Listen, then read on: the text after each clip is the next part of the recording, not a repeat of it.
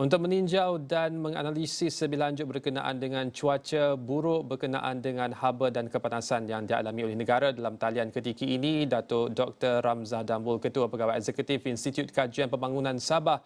Terima kasih Datuk bersama kami di waktu ini dan kita mulakan dahulu dengan laporan tersebut Datuk yang mana menyatakan bahawa cuaca panas ini walaupun dijangka akan dirasai di seluruh dunia, di seluruh negara dan akan habis dalam masa beberapa hari, tetapi kita melihat dari sudut impak ekonominya Datuk, khusus dalam konteks pertanian.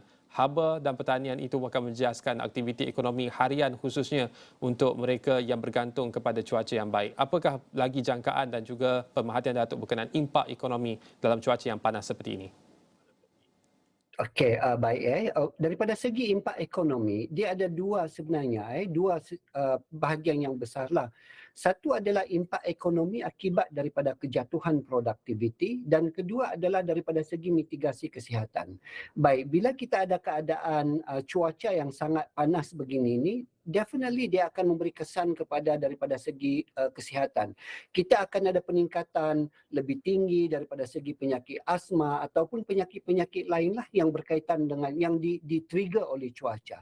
Jadi bila keadaan ini berlaku, maka impaknya kepada ekonomi adalah daripada segi perbelanjaan, kan? Bukan saja di peringkat individu tetapi juga di peringkat negara. Sebab kita akan membelanjakan sejumlah wang tertentu untuk menebak impak bagi mitigasi kesihatan. Itu yang pertama. Kedua, daripada segi impak produktiviti. Sebab definitely bila kita ada cuaca panas yang begini ni, maka ada banyak aktiviti yang tidak dapat dijalankan. Sebagai contohnya, tadi Saudara Irfan telah sebut tentang pertanian. Ya betul, pertanian akan ada banyak tempat yang mana kita tidak dapat jalankan pertanian, kita dapat ni. Tapi bukan sahaja daripada segi itu, begitu juga dalam sektor-sektor lain. Sektor pembinaan sebagai contohnya. Sebab bila dia panas melepasi tahap tertentu, maka tidak selamat untuk pekerja datang bekerja kan, jadi dia akan ditangguhkan, mereka tidak dapat pergi bekerja. Begitu juga dengan peniaga dan banyak lagi yang lain itulah. Jadi dari segi mitigasi kesihatan kita akan kehilangan nilai ekonomi, daripada segi hilangnya produktiviti kerana halangan-halangan untuk menjalankan aktiviti ekonomi itu juga kita akan kehilangan nilai ekonomi. Ya, kita nak tahu pendapat Datuk berkenaan dengan apakah tindakan selanjutnya untuk menepani cuaca panas seperti ini. Tetapi dalam konteks berita semasa Datuk di Thailand, dikhabarkan bahawa rakyat menyaman pihak kerajaan kerana isu yang sama, soal panas yang akhirnya menyebabkan jerebu, seterusnya menjejaskan kehidupan seharian rakyat. Adakah itu tindakan yang sewajarnya ataupun bagaimana Datuk melihat tindakan yang harus diambil untuk kita menepani masalah ataupun isu cuaca panas ini, Datuk? Iya, baik, betul. Bila kita ada keadaan cuaca panas begini yang kita panggil sebagai darurat, betul ada sebahagian tanggungjawab itu jatuh kepada kerajaan. Sebab kerajaan kena menggunakan sumbernya daripada segi penguatkuasaan undang-undang dan juga langkah-langkah mitigasi yang lainlah.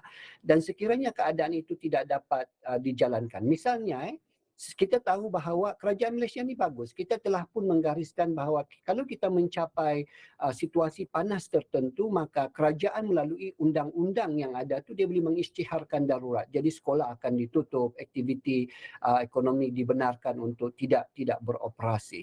Begitu juga kerajaan juga boleh mengambil langkah terutama sekali untuk kemudahan awam dengan keadaan panas yang berterusan, maka perlu ada mitigasi sama ada daripada segi daripada segi misalnya kalau kemarau tidak ada pula masalah air, maka perlulah bekalan-bekalan itu diberikan. Ya, itu tanggungjawab kerajaan. Dan sekiranya itu tidak dapat dilakukan kan, maka rakyat berhak untuk menuntut itu daripada kerajaan. Sama ada saman ataupun menggunakan metod-metod yang lain, mungkin bergantung kepada sejauh mana seriusnya masalah itu. Tapi kita berharap dalam konteks di Malaysia ini biarlah wujud kerjasama yang erat di antara pihak berkuasa tempatan dan juga masyarakat supaya kita dapat tangani isu ini dengan win-win situation.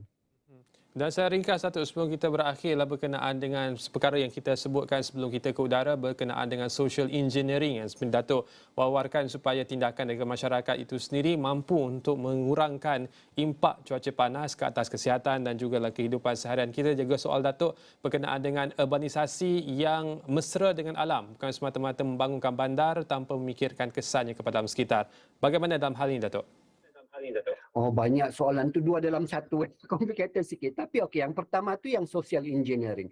Betul, dengan keadaan darurat iklim sekarang ni yang berkaitan dengan panas, sangat penting untuk kita sebagai rakyat mengubah tingkah laku kita, rutin aktiviti harian kita. Sebab itulah yang boleh menyelamatkan kita.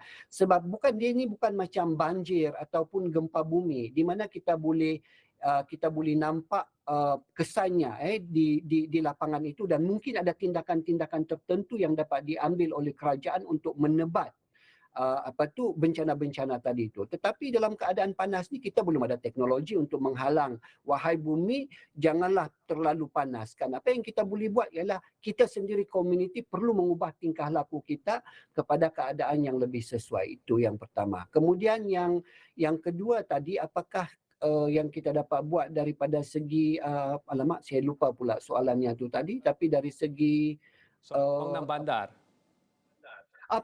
bandar. Pembangunan bandar, ya betul. Pembangunan bandar ni pun kadang-kadang dia juga betul. Panas ni sebenarnya disebabkan oleh global warming, di mana akibat daripada tindakan manusia seluruh dunia menyebabkan iklim berubah. Bila iklim berubah, salah satu impaknya adalah pemanasan.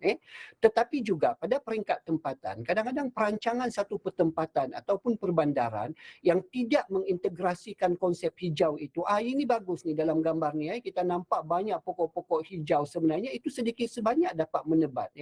Jadi betul ya, perancangan bandar dengan mengintegrasikan konsep hijau, dengan mengintegrasikan keadaan seperti ini, dia juga dapat menebak impak tu. Sebab dengan adanya banyak tumbuh-tumbuhan macam tu, maka haba yang sampai kepada bumi itu tidak dapat dikepung dengan banyak. Dia sikit sahaja. Jadi pada kawasan lokal tu dia menjadi lebih sejuk atau suhunya lebih rendah daripada biasalah. Baik, terima kasih Datuk Dr. Ramzah Dambul, Ketua Pegawai Eksekutif Institut Kajian Pembangunan Sabah, berkongsi berkenaan dengan analisis situasi cuaca panas yang melanda negara ketika ini.